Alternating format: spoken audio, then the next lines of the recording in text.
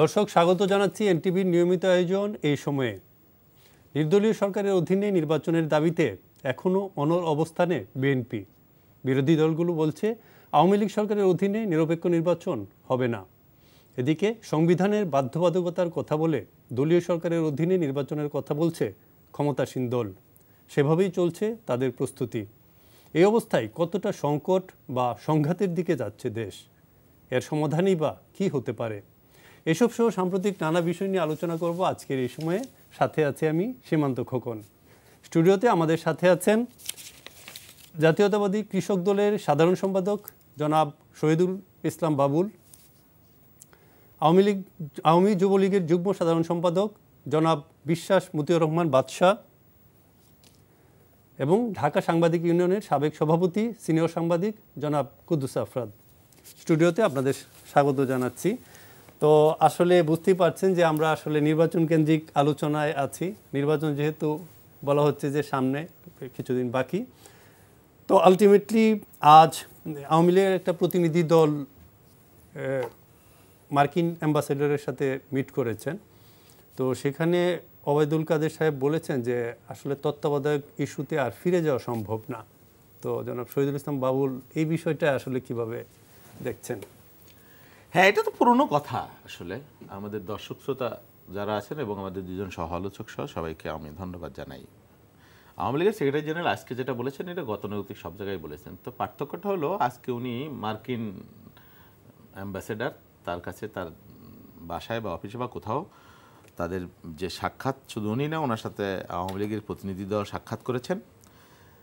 সেখানে তিনি তাদেরকে বলেছেন, মানে অবাক ব্যাপার হলো কি, আওয়ামী লীগ কথায় কথায় বলে যে বিদেশিদের নাক গলানো এখানে চলবে না, বা আমাদের দেশের আভ্যন্তরীণ রাজনীতি, নির্বাচন, এইসব বিষয়ে বিদেশিদেরকে কোনো অ্যালাউ করা হবে না। কিন্তু কারণে এখন আমরা দেখি সেই বিদেশিদের সাথেই তাদেরকে বলতে হয়। ওনারা কি বলেছেন, কি কারণে উনি বলেছেন যে কেয়ারটেকার কি কোন প্রসঙ্গে এটা বলেছেন আমরা জানি না। নিশ্চয়ই নির্বাচন নিয়েই কথা হয়েছে মার্কিন অ্যাম্বাসেডারের সাথে, হয়তো তিনি বলেছেন বা ওনারা বলেছেন আগ বাড়িয়ে যে আমরা তত্ত্বাবধায়ক সরকার দিব না, তত্ত্বাবধায়ক সরকার দিবেন না।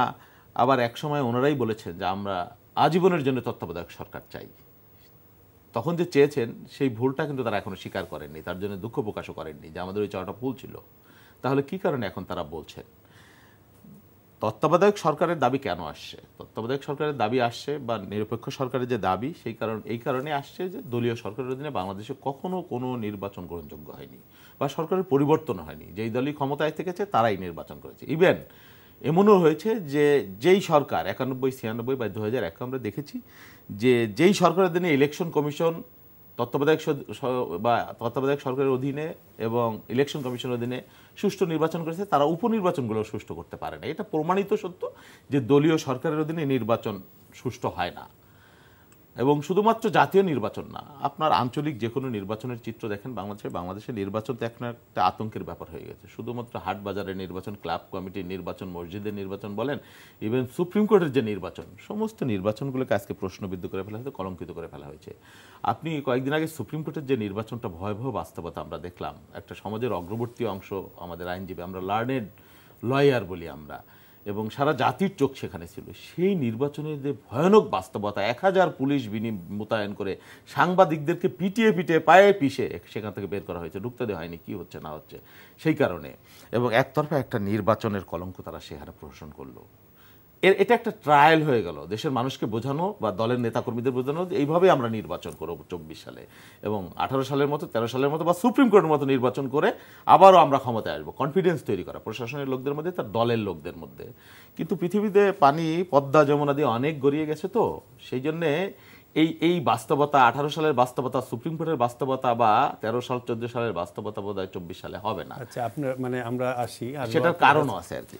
তো আলটিমেটলি মানে আপনি কি মনে করেন যে এই যে বিদেশিদের কূটনীতিকদের একটা তৎপরতা, এটাতে কি সরকার চাপের মধ্যে পড়ে আছে কিনা?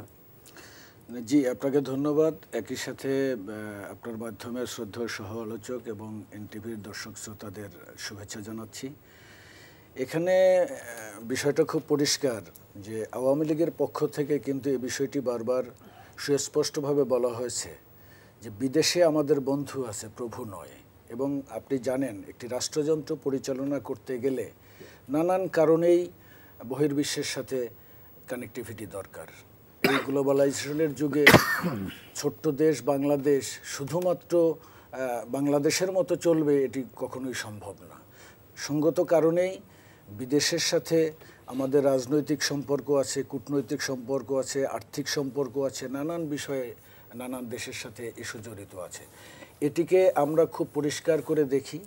বিদেশের সাথে আমাদের যে সম্পর্ক সেটি হচ্ছে রাষ্ট্রযন্ত্র পরিচালনার জন্য এবং গণতান্ত্রিক ধারাকে অব্যাহত রাখার জন্যে বিদেশি রাষ্ট্রগুলোর সাথে কূটনৈতিকভাবে আমরা সম্পর্ক স্থাপন করি এবং বজায় রাখি। না, আপনি কি মনে করেন না যে তাদের উদ্বেগ বা তাদের এটা একটু বেশি বেশি অন্যান্য দেশের তুলনায়? সেটি আমি বলছি যে কারণে অকারণে দেখা যায় মাঝে মধ্যেই কিছু বিদেশি মিশনের বক্তব্য যেটি হয়তো কখনো সরকারের জন্য বিব্রতকর হতে পারে বা দলের আওয়ামী লীগের জন্য বিব্রতকর হতে পারে।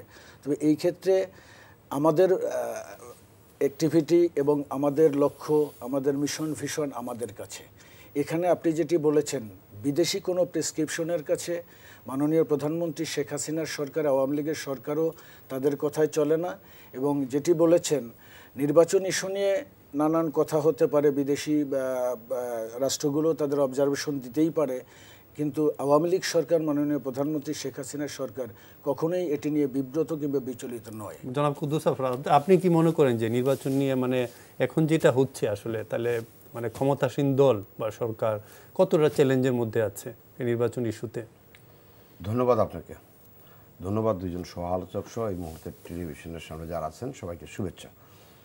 বিষয়টা হচ্ছে যে এই আলোচনা শুনলাম দুইজন তাদের কথা, যা যুক্তি, লজিকগুলো হচ্ছে বাংলাদেশের মতো দেশে আমরা যেরকম মুখে যত কথাই বলি, আমাদের যারা নানানভাবে সহায়তা করে, অর্থনৈতিক বিভিন্ন সহায়তা সহযোগিতা করে আমাদের উন্নয়নের ক্ষেত্রে, তাদের কিছু পরামর্শ আমরা মেনে নেই না এটা বলতে পারি না। কিন্তু আমরা এই যে উনি বললেন বাউল ভাই যে কেউ গেলে বলে ষড়যন্ত্র, আবার অন্যরা আওয়ামী লীগ গেলে বলে যে এটা হচ্ছে দ্বিপাক্ষিক বিষয়। আসলে বিষয়গুলো তা না, যাওয়াটা খারাপ না, কিন্তু যে যদি আমাদের যেই পলিটিক্স, আমাদের যেটা একবারে নিজের ব্যাপার, অভ্যন্তরীণ ব্যাপার, এইটা যদি আমরা তাদের সহায়তা কামনা করি কেউ, ওইটা হচ্ছে ভালো না, খারাপ। এই সুযোগটা তো আমরাই দিচ্ছি। এখন বড় দুটো দল এবং ছোট কয়েকটা দলও, ওরা আমরা মাঝে মধ্যে বড় দেশগুলোর বা নানানভাবে সহায়তাকারী সংস্থাগুলোর দ্বারে দ্বারে ঘুরি, আমরা দেখছি অতীতেও হচ্ছে। এই নির্বাচন আসলে এটা বেশি হয়ে যায় এবং সাধারণ মানুষ কিন্তু এটা পছন্দ করেন না, সাধারণ নাগরিকরাও এটা পছন্দ করেন না। এবং যারা আসলে এইগুলো হচ্ছে খুবই দৃষ্টিকটু। আমি যদি বলি, আমাদের নেভার কান্ট্রি ভারতে ভোট হয়, ভোটের আগে বা ভোটের পরে কখনো তারা এরকম একবার দল নিয়ে যায় এই বিভিন্ন দূতাবাসে ধর্ণা দেয় না। আর ধর্ণা যদি দেয়ও সেটা খুব গোপনেই দেয়, সেটা ফ্ল্যাশ হয় না, স্বীকারও করে না যে ওইখানে তারা গেছি। কিন্তু আমাদের এখানে খুব গর্বের সাথে, আবার কেউ থেকে ওইখানে সেলফি তুলি, আমরা সেলফি তুলে নিজেরই রাজনৈতিক নেতারা নিজেরই ফেসবুকে দেই যে আমি ওর পাশে, ওর বাড়িতে দাওয়াত, আমরা প্রাউড ফিল করি অনেকটা। এই যে তত্ত্বাবধায়ক সরকার নিয়ে যে কথাগুলো হচ্ছে, এইটা তত্ত্বাবধায়ক সরকারের আজকের মিস্টার ওবায়দুল কাদেরের যেটুকু আমরা ভয়েস টেলিভিশনে দেখলাম, আমরা ওইটুকু নিয়ে আলোচনা করতে পারি। উনি বলছেন এই সরকার তত্ত্বাবধায়ক দাবিতে মানে মেনে নেবেন না, অর্থাৎ আমি বলি, আমি শেষ করি, ওই বিএনপির তরফে এর আগে ওইখান থেকে এসে তারা বলল যে এই তত্ত্বাবধায়ক সারা নির্বাচনে যাবে না।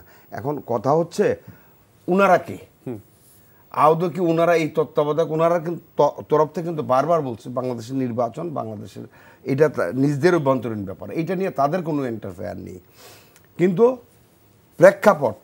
প্রেক্ষাপটে মনে হচ্ছে সবাই ওই জায়গায় যে কোন একটা নালিশ দিচ্ছে। আমাদের খুব বিষয় হচ্ছে, আমরা যদি আমাদের মধ্যে সমঝোতা করতে না পারি, দুইটা দলই বলছে সমঝোতার কোনো প্রয়োজন না, সমঝোতা চাবে না, এটা কিন্তু দুঃখজনক। যদি সমঝোতা না যায়, সমঝোতার বিপরীত জায়গাটা হচ্ছে সহিংসতা, সংঘাত, সহিংসতা। আমরা কি সহিংসতার পথে যাব, সংঘাতের পথে যাব? যেই করুক, যারাই করুক, ক্ষতির মুখে যাব? নিশ্চয়ই না।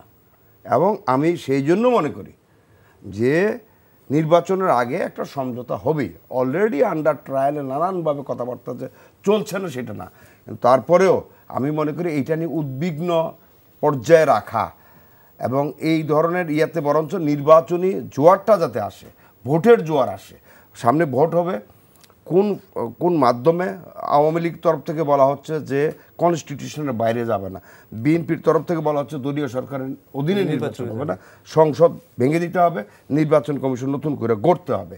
এই তিনটা ডিমান্ড তাদের নির্বাচনের বিষয়ে।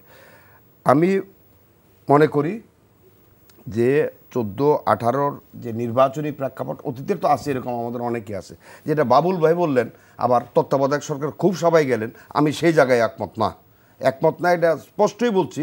একটা হচ্ছে তত্ত্বাবধায়ক সরকার ডিসপিউটেড কারা করলো, 2 আমি আর ব্যাখ্যা যাব না, 2 তত্ত্বাবধায়ক সরকারের অধীনে যে নির্বাচন হয়েছে এই নির্বাচনে যারা পরাজিত হয়েছে তারাও সেই সময় বলছে যে নির্বাচন সুষ্ঠু হয় নাই। আমি সেই জন্য বলছি নির্বাচন আমাদের সরকার যদি করতে পারে, আমাদের যে কোনো দল করতে পারে, আমাদের মধ্যেই থাকা উচিত, অর্থাৎ রাজনৈতিক নেতৃত্বের কাছে থাকা উচিত।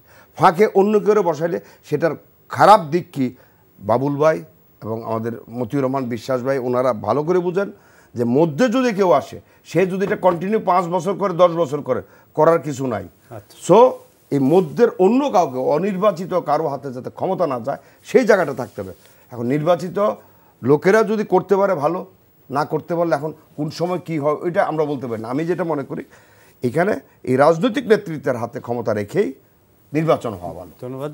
তো জনাব শহীদুল ইসলাম বাবুল, তো আসলে আমরা আগের সেই এটা যে আপনাদের বিএনপি থেকে বলা হয়েছে যে গণতন্ত্র এবং মানবাধিকার রিপোর্ট নিয়ে, মানে মার্কিন যে রিপোর্ট, এটা খুব লজ্জাজনক। এটা তো আলটিমেটলি গণতন্ত্র এবং মানবাধিকার নিয়ে এত প্রশ্ন উঠছে, এত বিতর্ক আসলে মানে এটা কি বেশি মনে হচ্ছে?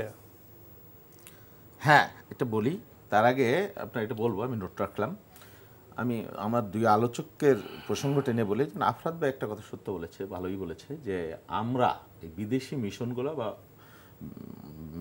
ভিন্ন রাষ্ট্র আমাদের উপরে যে কর্তৃত্ব করে, খবরদারি, এই পরিবেশটা আমরাই তৈরি করেছি। আপনি দেখেন,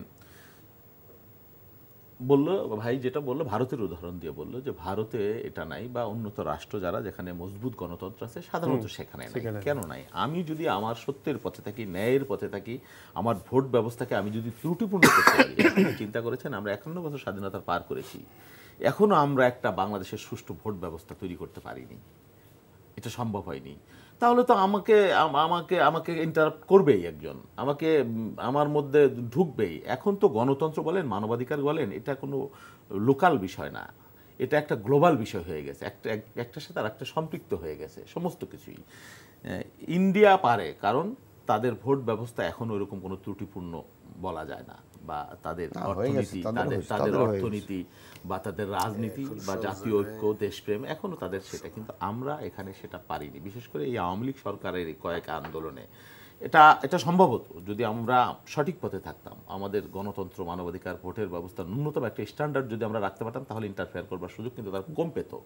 দেখেন, আমি ক্যাটাগরিক্যালি বলি যে দেখেন 14 সালের নির্বাচনের আগে আপনার মনে আছে হুসেইন মোহাম্মদ এরশাদকে, সুজাতা সিংকে এখানে ডাইরেক্ট এসে কি ধরনের নির্বাচন নিয়ে উলম্ফন করলো, নেকেটলি, প্রকাশ্যে। তার আগে 8 সালের নির্বাচনেও কেয়ারটেকার অন 11 সরকার মঈনুদ্দিন আহমেদ প্রণব মুখার্জির সাথে কি বৈঠক করেছিল, কি চুক্তি হয়েছিল, সেটা কিন্তু প্রণব মুখার্জি তার বইতে পরিষ্কার, কোয়ালিশন অফ বিয়ার্স, পরিষ্কার লিখে গেছে যে এখানে তার কি ধরনের তার এখানে না শুধু 2 নেত্রী না, মঈন আহমেদ কিভাবে তার এক্সিট নিবে, কি নিবে, তাকে নিল এখানে ঘোরা দিল, আওয়ামী লীগকে কিভাবে ক্ষমতায় আনলো, এটা আছে তো। তারপরে সালমান খুরশিদের বই যদি পড়েন, না কুদ্দুস ভাই, এটা নাই, আছে ওইটা নাই, কিভাবে তাকে আওয়ামী লীগকে ফেভার করে বিদায় করার একটা ব্যবস্থা, আওয়ামী লীগকে কিভাবে বেছে নেওয়া হয়েছিল। তারপর এমজে আকবরও সেদিন বললেন। তারপরে দেখেন আমাদের কত নতজানো অবস্থা। আমাদের পররাষ্ট্রমন্ত্রী ভারতে গিয়ে তাকে অনুনয় বিনয় করে ভারতকে বলছে যে আওয়ামী লীগকে তোমাদেরকে আরেকবার ক্ষমতায় রাখতে হবে, যে কোনো মূল্যে রাখতে হবে। কিন্তু আওয়ামী লীগ তো বলে যে বিদেশি কূটনীতিকদের দ্বারস্থ হয় বেশিরভাগ। সেইটাই বলছি যে আওয়ামী লীগ কি করে, আপনি বিএনপির এরকম যদি বলতে পারেন তাহলে বলবেন আওয়ামী লীগ কি করে আর কি বলে, তাদের দুর্বলতা কোথায় সেটা তো আমরা জানি। বিদেশি শক্তি তাকে ক্ষমতায় রাখছে। আমি তো উদাহরণ দিয়ে বলছি হ্যাঁ, তারপরে দেখেন পররাষ্ট্রমন্ত্রী একবার বলে বিদেশিরা হলো আহাম্মক, ওরা কিচ্ছু বুঝে না, ওরা জানে না। আবার বলে ওরা আমাদের পরামর্শ দিতেই পারে।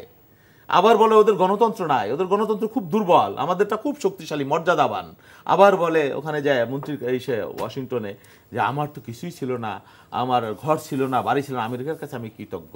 সেদিনও বলল যে নিশ্চয়ই তারা আমাদের পরামর্শ দিতে পারে। আজকেও তো গিয়েছে। এই যে আলোচনা এন্ট্রেন্সটা তো কিন্তু সরকারই দিচ্ছে বেশি। হ্যাঁ, এখন আপনি বলতে পারেন যে আমার এখানে হিউম্যান রাইটস নেই। শোনেন, এই যে বিচার বহির্ভূত হত্যা বা গুমের যে বিষয়টা আমরা বলি, কতবার বলেছি, আমার কত সংখ্যক সহযোদ্ধা হারিয়ে গেছে, ইলিয়াস আলী থেকে শুরু করে চৌধুরী আলম থেকে শুরু করে, এটি নিয়ে আমরা কত উন্নয়ন বিরুদ্ধে প্রত্যেক বছর তার সন্তান সন্ততি বাচ্চারা মানে কি একটা মানবতার পরিবেশ মানে পরিবেশ তৈরি হয়, নির্মম একটা পরিবেশের মধ্যে দিয়ে আমরা অতিবাহিত করি।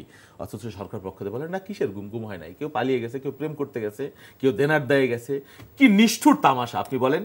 অথচ মার্কিন নিষেধাজ্ঞা আসলো, আসার পরে কিন্তু একেবারে জাদু মন্ত্রের মতো এগুলো কমে গেল। কিন্তু আমরা যতই বলেছি, দেশের মধ্য থেকে সুশীল সমাজ বলেছে, আপনারা গণমাধ্যম বলেছেন, আমরা বিএনপি থেকে তালিকা দিয়েছি, বারবার বলেছি, অনুরোধ করেছি, অনুনয় করেছি, বিনয় করেছি, কিন্তু সরকারের কোনো মন গলেনি। কিন্তু যখনই স্যাংশন শুরু হয়ে গেল, বিদেশের চাপ শুরু হয়ে গেল, তখন এটা জাদুমন্ত্রের মতো হওয়া হয়ে গেল। অদ্ভুত ব্যাপার। তাহলে কি দেশের মানুষকে তোয়াক্কা করে, তোরাই কেয়ার করে আওয়ামী লীগ? বিদেশিদের করে। এটা তো দেখছি আমরা। ওনারা তো বলছেন যে আমরা বোঝাবার চেষ্টা করছি পশ্চিমীদের। তার মানে কি বিদেশিদের তারা কেয়ার করছে বা বিদেশিদের ইন্টারফেয়ারেন্স এখানে আছে। বাট আমরা এগুলি নিয়ে কেয়ার করছি না। আমরা একটা আদর্শিক আন্দোলন করছি। এই আন্দোলন আমাদের অনেক ক্ষয়ক্ষতি হয়েছে, অনেক। আমরা 1 লক্ষের উপরে মামলা, আমরা 38 লক্ষ 40 লক্ষ আসামি, আমার মতো মানুষ 50 মামলা, যে কোনোদিন রাজনৈতিক কোনো বিবাদেই আমরা যাইনি, কোনো সংঘাত সহিংসতার প্রশ্নই আসে না, নির্বিবাদী মানুষ আমি নিজেকে দাবি করি। অথচ আমাদেরকে নির্বাচনের আগে মানে কবুতরের মতো ধরে নিয়ে লকআপে ভরে ফেলা হয়েছে, 6 মাস জেল খাটতে হয়েছে। সেখানে মানবিক বিপর্যয়ের মতো বাস্তবতা দেখেছি। 18 সালের নির্বাচনের কথা বলে বিএনপি নাকি জিতার জন্য নির্বাচন করে, হাজার হাজার নেতাকর্মী জেলখানায়, কি ভয়াবহ বাস্তবতা। বলা হয় যে বিএনপি নাকি 3 জন 5 জন 7 জন কি একটা গাঁজা করে মানে আজগবি গল্প। বিএনপি এই নির্বাচন, যেই নির্বাচনকে ওয়াশিংটন পোস্টের মতো পত্রিকা বলেছে totally it was a fraudulent election. And BBC বলেছে যে অবিচুয়ারি অফ ডেমোক্রেসি। জাপান বলছে যে রাতের নির্বাচন। এটা তো প্রকাশ সত্য। আপনারা কে ভোট দিতে পেরেছেন না কে পারেন না আমরা জানি না।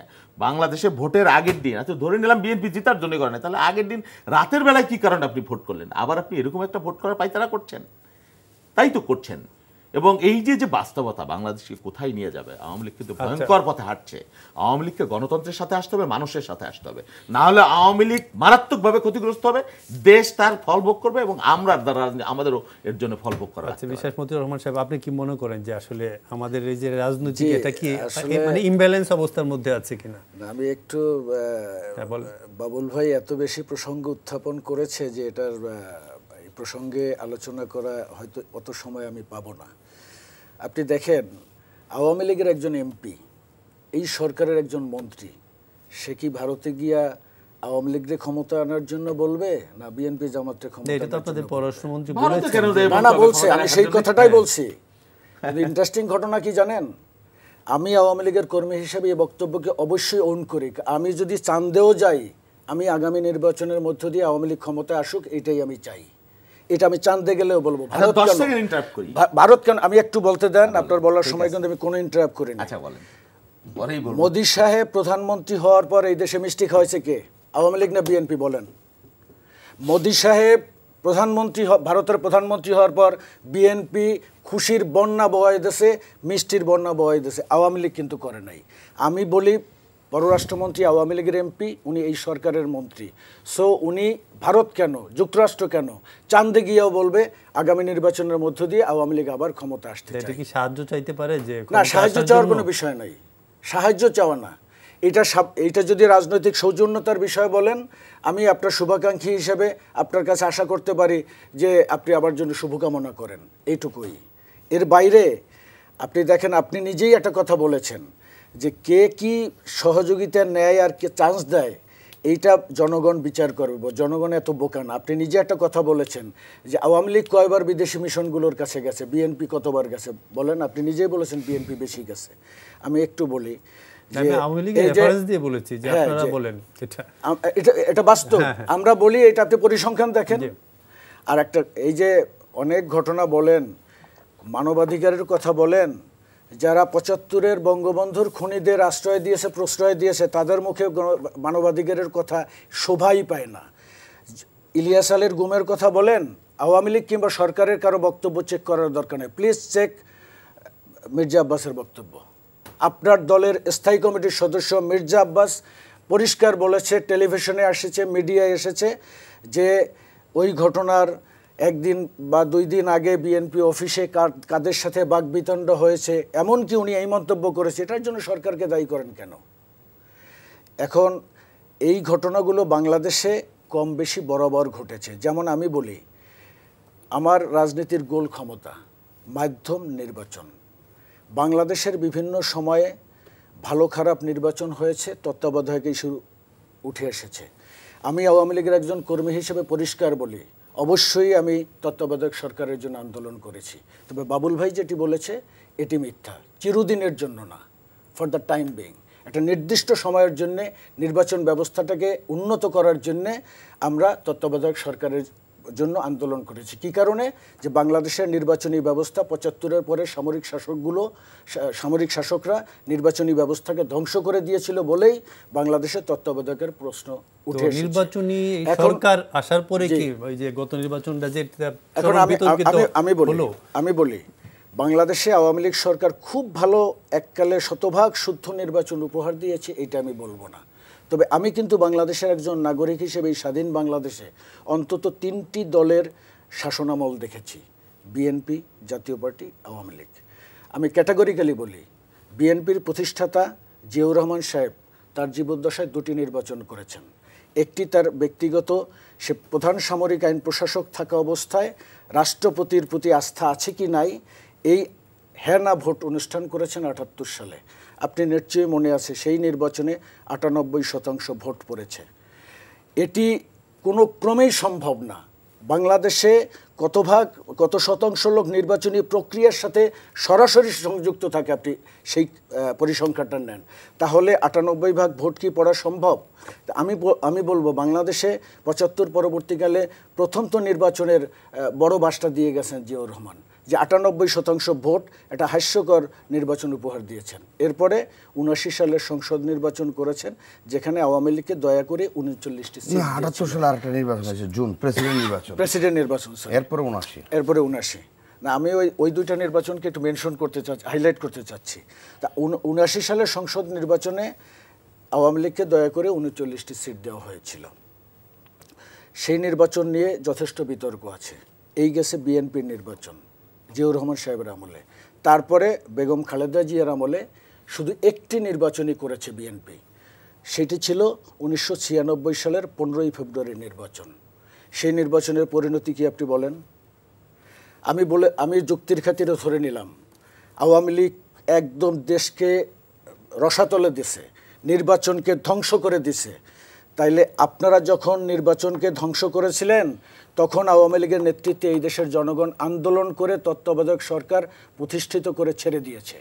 আজকে যদি আওয়ামী লীগ নির্বাচন ব্যবস্থাকে একদম ধ্বংস করে বঙ্গোপসাগরের ওপারে নিয়ে যাইতো, তাইলে আপনাদের আন্দোলনের সাথে জনগণ থাকতো। বাংলাদেশের রাজনীতির ট্র্যাজেডিটা কি জানেন? আমরা সবাই জনগণের দোহাই দিই। যার 1% ভোটের মালিকানা নাই সেও বলে জনগণ আমার পক্ষে আছে।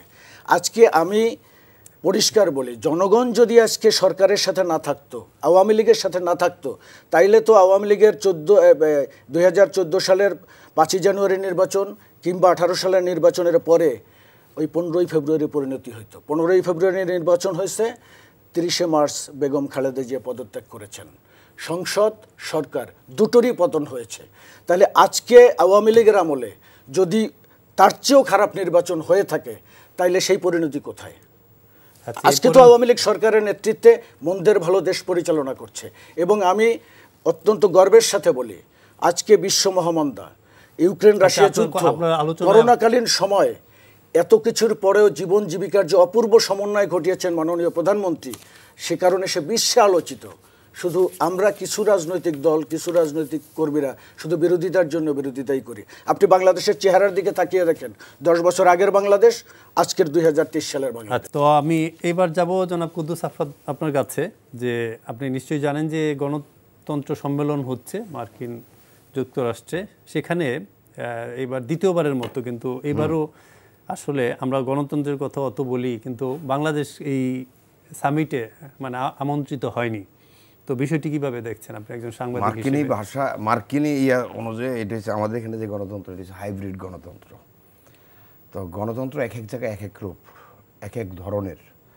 আর গণতন্ত্র আমরা একবারে গণতান্ত্রিক দেশ সেটা আমরা বলবো না, কারণ গণতন্ত্র উত্তরণের চেষ্টা চলছে, পরীক্ষা নিরীক্ষা। আমরা এখনো fulfill দুর্ভাগ্য এটা। হচ্ছে যে 51 বছর আমরা গণতন্ত্রের পরীক্ষা নিরীক্ষা করছি, এটা হচ্ছে আমাদের দুর্ভাগ্য। তো আর মার্কিন যুক্তরাষ্ট্র স্যাংশন বলেন, একটু আগে বাবুল ভাই বললেন, তারপরে যে মানবাধিকার প্রতিবেদন বলেন, গণতন্ত্র সম্মেলন বলেন, এগুলো হচ্ছে তারা তাদের দৃষ্টিভঙ্গিতে করে। আমাদের জন্য তারা কিছুই কাঁদে না, কারো জন্যই না। ওরা ওদের স্বার্থ ইন্টারেস্টে এই কাজগুলো করে। মার্কিন যুক্তরাষ্ট্র সেলফ ইয়েগুলা, তাদের পলিসিগুলো কীভাবে কোনখানে কি করবে না করবে, এই জন্য তারা নানান, তাদের একটা বড় ইনস্টিটিউট আছে, সেই ইনস্টিটিউট যেই সময় গভর্নমেন্টকে যেই সাজেশন দেয় সেই সাজেশন অনুযায়ী তারা কাজ করে। এখন আমার কথা হচ্ছে যে আমাদের দেশে যে তাই বলে মার্কিন যুক্তরাষ্ট্র এই ফাঁক ফুকর আছে, এইটা আমাদের এখানে ওরা বুঝে। এই ফাঁক ফুকর আছে দেখি কখনো আমাদের এইখানে লেজে ধরে টান দেয়, কখনো পায়ে ধরে টান দেয়, ওদের সুবিধা আমাদের মতো। এটা যদি ইয়া করতো তাহলে এই আমাদের পাশের মায়ানমারে কি হচ্ছে, কিন্তু ওইখানে তো এত কিছু করতে পারে না, করেও না। ওরা বলে, কিন্তু তাতে তাদের কোনো যায় আসে না। এখন ফিদেল কাস্ট্রোর তার মার্কিন যুক্তরাষ্ট্রের পেটের মধ্যে, হ্যাঁ, কিউবা নিয়ে তাদের কত টেনশন, কত কিছু। কিউবা কিন্তু টিকে আছে। হ্যাঁ, কিউবা দুনিয়ার যে অগ্রগতি, সেই অগ্রগতি অনুযায়ী কিউবা পিছিয়ে গেছে, কিন্তু সেখানে শান্তি শৃঙ্খলা আমাদের চেয়ে ভালো আছে, অন্যান্যদের চেয়েও ভালো আছে। আপনি যেটা বলছিলেন, সেই জন্য হচ্ছে গণতন্ত্রের সংজ্ঞা এক এক জায়গায় এক এক রকম। আমি মনে করি আমরা যদি ভালো হই, এটা বোথ সাইড, এই যে দুজন কথা বলছেন, দুজনের কথাই অনেক যুক্তি আছে, যার যার দলের দৃষ্টিভঙ্গিতে কথা বলছেন, যারা দর্শক তারা শুনছেন, তারা সিদ্ধান্ত নেবেন। কিন্তু আমরা সাধারণ মানুষ চাই এই দুজন যাতে কিছু কিছু জায়গায় ঐক্যমতে চলে আসে। ঐক্যমতে আসলে যেটা হয়, আমাদের শক্তি, আমাদের সংহতি আরও অটুট হয়। তখন মার্কিন যুক্তরাষ্ট্র হোক, আর যুক্তরাজ্য হোক, বা চীন হোক, অন্য কোনো জায়গা হোক, বা প্রতিবেশী দেশগুলো হোক, আমাদেরকে ইন্টারফারেন্স করতে পারে না। আমাদের ইন্টারফারেন্স এখনও চলছে, রাজনৈতিক ইন্টারফারেন্স আমি বলছি। অর্থনৈতিক ক্ষেত্রে কিন্তু প্রত্যেক দেশের সাথে প্রত্যেক দেশের একটা সম্পর্ক থাকতে হয়, আছেও, সেটা থাকবেও। এই যে 18 সালের নির্বাচন নিয়ে 23 সালে এসে মার্কিন যুক্তরাষ্ট্র প্রতিবেদন দেয়, 18 সাল, 19 সাল, 20 সাল ওরা কী করছিল? 23 সালে কেন দিল? কারণ সামনে একটা ভোট, এই ভোটের আগে দিয়ে বার্গেন চলবে তাদের। এটা আমার মতো সাদামাটা হিসাব নিকাশ বলতেছি আর কি, একটা বার্গেন হবে তার এইটা দিয়েই। তো শেষ জায়গা মতো এইসব জিনিস ছাড়ে, কখন কি হবে। আমাদের এখানে ভোট করতে গেলে, এখন বাবুল ভাই যদি ভোট করে, উনি যদি ভোট করতে যায়, এলাকায় ভোটের সময় একরকম প্রতিশ্রুতি, ভোটের সময় তার দলীয় কর্মী থেকে সাধারণ মানুষের আকাঙ্ক্ষা একরকম হয়, আর ভোটের বাইরে অন্যরকম হয়। ভোটে বিজয়ী আসলে একরকম হয়, ভোটে পরাজিত হলে অন্যরকম হয়। সেই কথাটাই বলতেছি যে আমরা আমাদের গণতন্ত্রকে যাতে আরও শক্তিশালী করতে পারি, সেই জন্য আমাদের সহনশীলতা বাড়াতে হবে। আরেকটা কথা, এটা বোথ সাইডে বলতেছি, আমাদের এখানে কালচারালি আমরা পিছিয়ে আছি। আমরা যে কোনো কিছুতে রিয়েক্ট করি, ধৈর্য ধরি না। আওয়ামী লীগ হোক, বিএনপি হোক, অন্য দল হোক, রিয়েক্ট করে ফেলি সঙ্গে সঙ্গে, আমরা ওয়েট করি না। আমাদের ওয়েট করতে হবে। আর একটা হচ্ছে যে আমাদের কালচারালি, অর্থাৎ সহ্য ক্ষমতাটা বাড়াইতে হবে। আমরা কোনো কিছুতেই অপরের দ্বারস্থ না যে নিজের পরামর্শ আলোচনার টেবিলে যেতে হবে। এখন প্রশ্ন হচ্ছে, আওয়ামী লীগ বলে যে আমরা আলোচনায় যাবো কেন? আমরা কি এই 15 আগস্টের খুনির দলের সাথে, যেটা আওয়ামী লীগ নেত্রী প্রধানমন্ত্রীর ভাষায় বলতেছি, খুনির দলের সাথে আলোচনায় বসবো না। আমরা তারপরেও চেষ্টা করছি, অর্থাৎ বর্তমান সাবেক প্রধানমন্ত্রী বেগম খালেদা জিয়ার ছেলে কোকো মারা যাওয়ার পরে তার বাড়ির দ্বার থেকে আমাদেরকে সরিয়ে দেওয়া হয়েছে বা ফিরিয়ে দেওয়া হয়েছে। আমরা আলোচনা কাদের সাথে বসতে পারি? যারা 21 আগস্টের ঘটনা ঘটাচ্ছে তাদের সাথে বসবো। আমি মনে করি রাজনৈতিক আলোচনার স্বার্থে এইসব জায়গায় বসতেই হয়। শত্রুর সাথেও রাজনৈতিক আলোচনার সময় বসতে হয়। আবার আওয়ামী লীগ নেত্রী বা বর্তমান প্রধানমন্ত্রী যে দাবিটা করছে, এই দাবি অযৌক্তিক না। 21 আগস্টের ঘটনা নিয়ে তারা যখন কোনো জায়গায় আশ্রয় পাচ্ছিল না, মামলা করতে গেলে মামলা নেওয়া হচ্ছিল না, সংসদে কথা বলতে দেওয়া হচ্ছিল না, তখন তাদের তো একটা আক্ষেপ থাকেই। এই আক্ষেপ বলার না, কারণ প্রচুর মানুষ মারা গেছে। তো আমি সেই জন্য বিএনপিকে বলবো, তাদেরও কিছু ছাড় দিয়ে আগাতে হবে। অনড় থাকতে চলবে না, আওয়ামী লীগেরও অনড় থাকা আচ্ছা, জনাব ভালো হবে না, রাজনীতির জন্য ভালো হবে না। তা ছাড় দিয়ে দুইজনকে এক জায়গায় আসতে হবে। আচ্ছা, জনাব শহীদুল ইসলাম বাবুল, একটা কুদ্দুস আফসার সাহেব একটা কথা বলেছেন যে ভেতরে ভিতরে কিন্তু আপনার একটা অগ্রগতি কিংবা আলোচনা চলছে যে নির্বাচনমুখী কিভাবে সব দলের একটা অংশগ্রহণ। ভালো, এটা তো নিশ্চয়ই ভালো। যদি আমরা আলোচনা এক করে মিনিট একটুখানি, একটা সময় নেই, একটা সেকেন্ডের মধ্যে দিয়ে আমি আর যোগ করি আপনার সাথে, এটা প্রশ্নই আমার। দেখেন, আওয়ামী লীগ আজকে মার্কিন যুক্তরাষ্ট্রের দাওয়াত খেতে গেছে, কিছুদিন আগে বিএনপি গেছে, ভারতীয় রাষ্ট্র, একটা কিছু তো হচ্ছে, আর কিছু না হোক, এগুলো তো প্রকাশ্যই হচ্ছে। না না, ঠিক আছে, হলে তো ভালো। আমরা তো শান্তি চাই, আমাদের দাবি কিন্তু একটা শান্তিপূর্ণ নির্বাচন, অন্য কোনো কিছু না, শান্তিপূর্ণ নির্বাচন। এখন ধরেন ওই আমাদের যুবলীগের এই ভাই যেটা বললেন যে 98% ভোট পড়েছিল হানা ভোটে জিয়াউর রহমানের সময়ে। এই যে নির্বাচন, 18 সালের নির্বাচন, আপনি জানেন 584টা কেন্দ্রে 100% ভোট কাস্ট হয়েছে, 584টা কেন্দ্রে, এবং 500-র অধিক কেন্দ্রে, আমি সংখ্যাটা মনে করতে পারছি না, আওয়ামী লীগ 100% ভোট পেয়েছে। এটা কি সম্ভব কোনোদিন? ওই সময় হয়েছিল, ওই সময় এটা কি সম্ভব কোনোদিন? না, ওটা হানা ভোটের সময়। 500 কেন্দ্রটা সম্ভব না, সারা বাংলাদেশেটা সম্ভব। সারা বাংলাদেশে 100% ভোট কোথাও হয় না। আপনারা যে রেকর্ড করেছেন, আমি বলি আপনারা যে রেকর্ড করেছেন, এই রেকর্ড পৃথিবীর ইতিহাসে, দুনিয়ার ইতিহাসে কেউ কোনোদিন ভাঙতে পারবে না। ওগুলো বাদ দিয়ে এখন কেন? না না না না, সেটা না, আসলে আমরা সলিউশনটা কি হতে পারে? আওয়ামী লীগের এই রেকর্ড দুনিয়ার তামাম দুনিয়া খুঁজে কেউ পাবে, বিদেশেরও বলছে এটা, যে এই কাহিনী আমরা কোনোদিন শুনি নাই। মানে আশ্চর্য ব্যাপার। তারপরে কি আর একটা হলো কি, 15ই ফেব্রুয়ারির কথা বলছেন। আচ্ছা, 15ই ফেব্রুয়ারি যে নির্বাচনটা হলো, বিএনপি তো বলেছে, এখন ওনারা বলে ওনারা আন্দোলন করেছে। আমি যদি বলি বিএনপি তার সদিচ্ছা থেকেই এই সংবিধান পরিবর্তন করে সাংবিধানিক ধারাবাহিকতা রাখার জন্য এই ভোটটা করেছিল, এবং রাত জেগে জেগে সেটা, যার ফলে আওয়ামী লীগ ক্ষমতায় আসতে পারলো। কিভাবে বিএনপি করবে যদি একটা নির্বাচন না করে? এটা তো সাংবিধানিক সংকট তৈরি হয়। আওয়ামী লীগ তো পদত্যাগ করে ফেলেছে তার আগে, তাহলে কি একটা নির্বাচন করতে হবে না? এবং বিএনপি বলেছে যে এই নির্বাচন ভালো হয়নি, আমরা নির্বাচন দিয়ে দেব, সেই জন্যই এই প্রক্রিয়া। আর আপনারা তো 14 সালের নির্বাচনের আগে বলেছিলেন, আপনারা বলেছিলেন যে হ্যাঁ, এই নির্বাচন গ্রহণযোগ্য না। তারপর আপনারা পালে বাতাস পেয়েছেন, কারা আপনাদের বাতাস দিয়েছে আমরা জানি না, আপনারা 5 বছর চালিয়ে গেছেন। তারপর আরেকটা তার সাথে জঘন্য নির্বাচন করেছেন। আওয়ামী লীগের মতো রাজনৈতিক দল, পুরনো রাজনৈতিক দল, তারা মানুষের ভোটের অধিকার হরণ করে এই পর্যায়ে বাংলাদেশের গণতন্ত্রকে নিয়ে যাবে এই সংকটে, আর কারণে অকারণে বিদেশিরা আমাদের উপর হস্তক্ষেপ করবে, নাক গলাবে, এই পরিবেশকে বিএনপি করে দিয়েছে। দুর্ভাগ্যজনক। শোনেন, 15ই আগস্ট কথা বললেই কি 15ই আগস্ট আর 21শে আগস্টের সামনে নিয়ে আসে। 15ই আগস্টের সাথে 21শে আগস্টের সাথে নিরপেক্ষ নির্বাচনের কি সম্পর্ক? 15ই আগস্ট যেটা হয়েছে তখন তো বিএনপিরও জন্ম হয়নি। 15ই আগস্ট খুনিদের বিএনপি প্রশ্রয় দিয়েছে কেন? 15ই আগস্টের খুনিদের এরশাদ প্রশ্রয় দেয়নি, সংসদের সদস্য বানায়নি, তাদের সাথে তো দিব্যি দহরম মহরম করে সংসদ করতেছেন। 15ই আগস্টের খুনিদের আপনারা এমপি বানিয়েছেন, মন্ত্রী বানিয়েছেন, সরকারের উচ্চ পর্যায়ে দায়িত্ব দিয়েছেন। এগুলো হলো রাজনীতির কারণে এই বিরোধিতা, অন্য কোনো কারণে না। এটা একটু ক্লিয়ার করেন। 15ই আগস্টের খুনিদের পুরস্কৃত করছে। আমি বলি তুফাইল সাহেব রক্ষী বাহিনীর চিফ ছিলেন, কি ভূমিকা ছিল তার? একজন করে বলি। একে খন্দকারকে আপনি মন্ত্রী বানিয়েছেন, সে এয়ারের চিফ। জিয়াউর রহমান ছিল ডেপুটি চিফ, আপনি তার কথা বলেন, কারণ রাজনীতি, অন্য কোনো কারণ না। জিয়াউর রহমান যদি একটা রাজনৈতিক দল না করে যেত, জিয়াউর রহমান সম্পর্কে কোনো কথা বলতো না, কোনো কথা বলতো। আমি বলি একটা আমার কথা শোনেন, আমি বলি এইচটি ইমাম শপথ পাঠ করিয়েছিলেন খুনিদের। এইচটি ইমামকে আপনারা কি বানিয়েছিলেন? পুরস্কৃত করেননি আপনারা? কয়জনের নাম বলবো? অসংখ্য এরকম নজির আছে, অসংখ্য নজির আছে। সেই জন্য আমরা বলি এরা তো গান পয়েন্টে ছিল। আরে ভাই, গান পয়েন্টে হ্যাঁ অবশ্যই।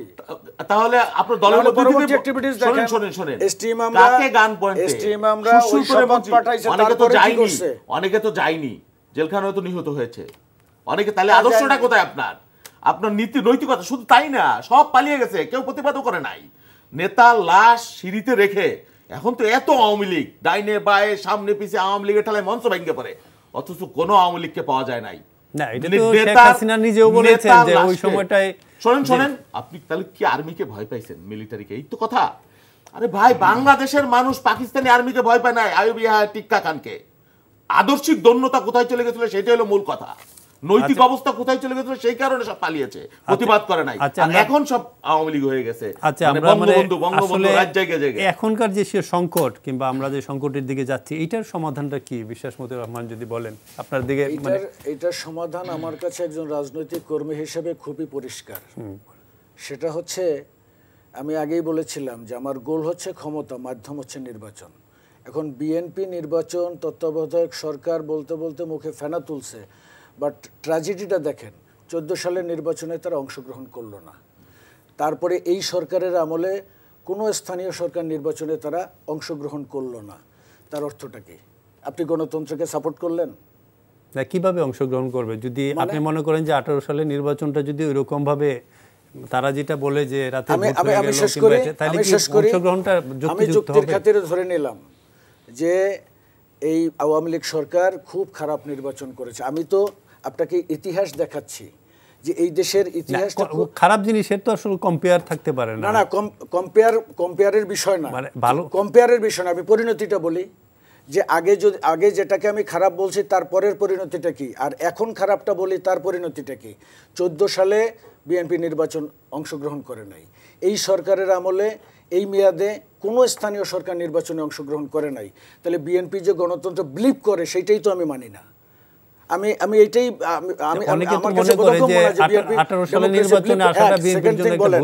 আমি মনে করি যে মনে করেন আওয়ামী লীগ সরকার খুব খারাপ নির্বাচন উপহার দিচ্ছে।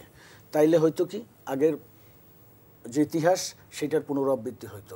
এই সরকারকে আপনি টেনে হেসড়ে নামাইতে জনগণ যদি আপনার পক্ষে থাকে। আমি অ্যাপ্রিসিয়েট করি আপনাকে যে আপনি পাকিস্তানের আর্মির কথাও উল্লেখ করেছেন।